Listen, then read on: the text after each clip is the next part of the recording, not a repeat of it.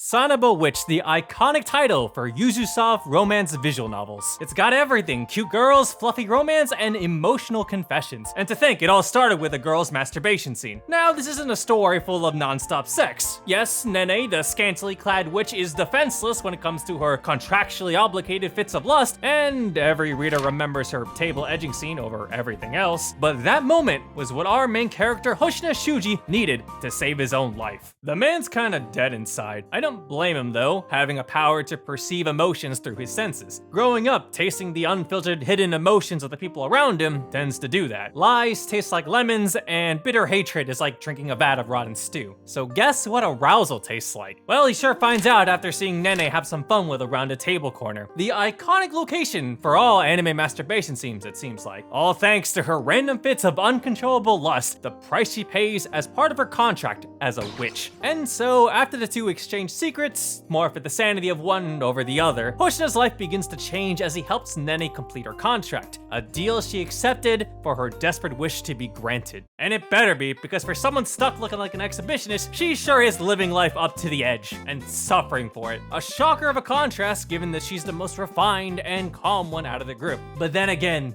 it's the modest ones that tend to be the most horny. Sanoba Witch loves to torment Nene. It's played up to various degrees of absurdities, to which she expresses with understandable reactions. But it's not just her. I get warm comical amusement from the unintentional teasing and embarrassment from all the girls. In fact, I'm impressed at the length Sanoba Witch went to make them so adorably cute and explosively reactive. One girl has the most heavenly blushes, another can go through 7 different facial expressions in a single blubbering response, and the other one sounds like an air horn. The girls are trying to keep themselves composed, but you and I both know that's a weak-ass wall completely obliterated from even the most bluntest of compliments. And that's what makes Sanoba Witch so damn wholesomely sweet. Really, it's amusing from the outside looking in. Everyone really is trying their hardest, some more than others, and some more vocal than others.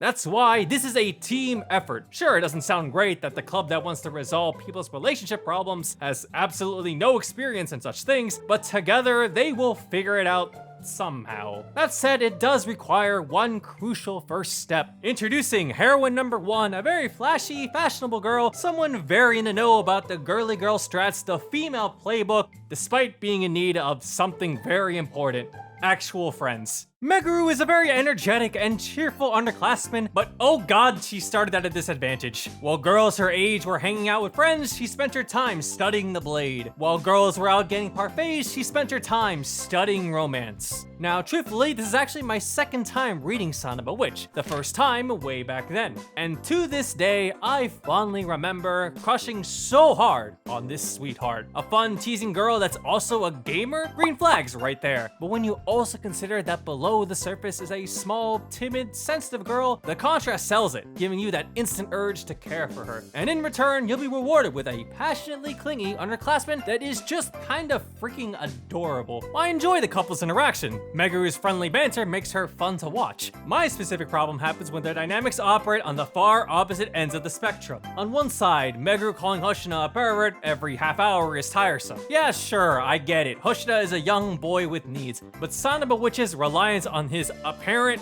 lewdness is a crutch for comedy. It's loud and lazy. Although, Nene's soulless look of despair is relatable on many levels.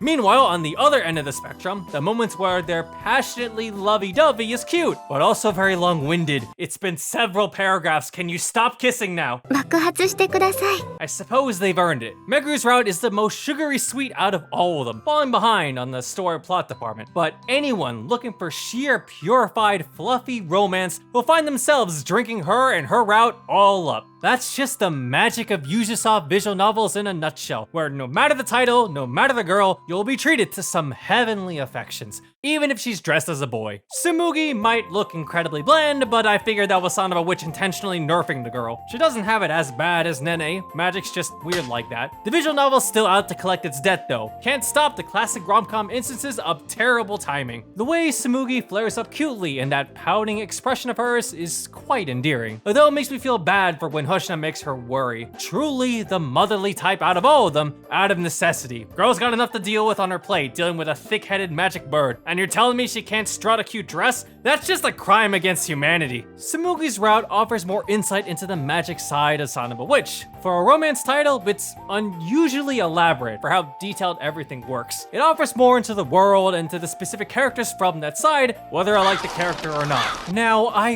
really enjoy Tsumugi's romance. I just have to deal with the fact that she shares characterization with someone I find most irritable. This is the only case though. Sanoba Witch likes to open up the floor to other characters' problems. Yes, the romance is the clear focus, but the whole visual novel is blanketed with uplifting, positive messages about helping people. Nene, Tsumugi, and Hoshina might be going through something, contractually obligated to help people, but that doesn't mean that we can't reach out and lend a hand to others out of the goodness of our hearts. If it was any more mean-spirited, Sanoba Witch would have ended up turning into Madoka Magica, and I don't think anyone wants to see that. Thankfully, they're all friends, willing to support each other in their struggles, and while she may not be a main heroine, she's equally as helpful. Wakana's side route is unlocked after you complete one of the heroine's story. She's like Meguru in that she snaps back in conversations. However, she's got that veteran friend status as prestige. Her route is a solid friends to lovers scenario, and I'm happy with that. She even has her own cut-in song and video, something other side heroines or even main heroines don't even get. And now, next up is our teasing upperclassman, in which I'm convinced she would make for a fantastic ASMR streamer. She may have her eye out for the others when it comes to their love, being mischievous all the way through, except when it comes to her own. Toko's route is the most streamlined when it comes to characters learning romance. Very by the book, also very by the AVs too. Again, remember, everyone in the Occult Club, actually scratch that, the We Help Fix Your Love Troubles Club, are winging it all the way. Even so, I appreciate how every romantic situation Hoshina and the girls face is a rather thoughtful discussion of the many complications of relationships and open communication. Topics that many could find relatable and resolutions worth taking away from as personal advice. Some individuals work out their solutions by themselves, but others might need that helpful guidance to make them push on through. Help can come in many forms: supportive friends, overly enthusiastic parents, or even a wise magical cat. And sometimes, solutions may require more practical experience. Contrary to how lewd Nene's condition is, the 18+ sections in the patch are actually very vanilla, passionately wholesome even. Sanoba Witch may have started out intentionally horny and eye-raiser at first, 100%, but there's genuine heart and soul in here. And we haven't even talked about its more drama-heavy side, from the most airheaded, clumsiest, closet pervert heroine so far. Out of everyone, I like Nene's vibes the most. A calm, refined, kind, trustworthy individual. Someone you would consider very put together.